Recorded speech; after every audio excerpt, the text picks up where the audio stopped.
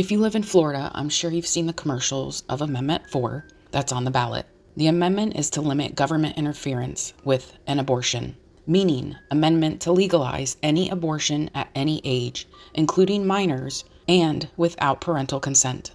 There's commercials for it and against it.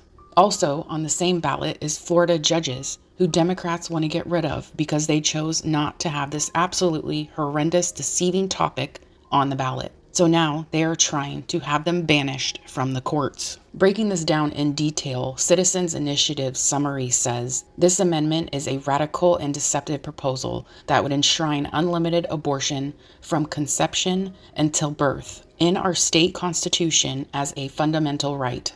Unlike most ballot initiatives, none of the Amendment 4's key terms, like government interference, viability, patient's health, or healthcare provider, are defined, because viability is not defined.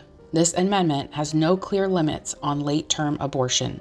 Additionally, patient's health is not defined, creating a massive loophole, so that mental anguish, stress, or morning sickness could be used to justify late-term abortions, even when the baby can feel pain. Amendment 4 allows doctors to be removed from the abortion decision-making process by not requiring an actual doctor to determine if an abortion is necessary to protect the mother's health or if the baby she is carrying is viable. Instead, it allows any so-called health provider to make these determinations. Under Florida law, healthcare provider isn't limited to doctors. So even employees of abortion clinics who are not licensed medical doctors would be able to approve late-term abortions. In a bait and switch, Amendment 4 claims to protect parental notification, although it deceptively fails to mention that parental consent law in Florida would be repealed, making abortion the only medical procedure a minor in Florida could receive without parental consent. Finally, the radical activists who authorized this amendment will use the deceptively broad language to file lawsuits to force Florida taxpayers to pay for abortions, exactly as they have done in other states that have passed these radical abortion initiatives. Being pro-life isn't a political position, it's a biblical position. There's an evil side and there's a good side. Killing an unborn baby is demonic, period. Most of the reasons for abortions are not necessary, and the Democrats lie and deceive to make it seem like it's a worthy cause. The Roe v. Wade case, Jane Roe, which isn't even her real name is Norma McCorvey, admitted on camera before her death she lied to push abortions through, and they paid her to do so. Listen to her for yourself. And I, as the former Jane Roe of Roe v. Wade, do regret signing the affidavit for the pro-abortion camps. Well, I think it was a mutual thing. I took their money and they put me out in front of the cameras and told me what to say. And that's what I'd say.